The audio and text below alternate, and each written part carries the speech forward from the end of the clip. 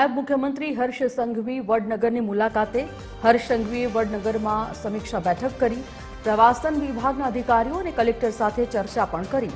વડનગરના વિવિધ વિકાસ કાર્યો અને પ્રોજેક્ટ્સનું નિરીક્ષણ કર્યું. તો મ્યુઝિયમ અને શર્મિષ્ઠા તળાવ પ્રોજેક્ટની પણ પ્રગતિ જાણી. વિકાસ કાર્યો ઝડપથી અને ગુણવત્તાયુક્ત પૂર્ણ કરવા માટે સૂચના પણ આપી. ઐતિહાસિક નગરી વડનગરના પ્રવાસન વિકાસ પર વિશેષ ભાર આપવામાં આવ્યો છે.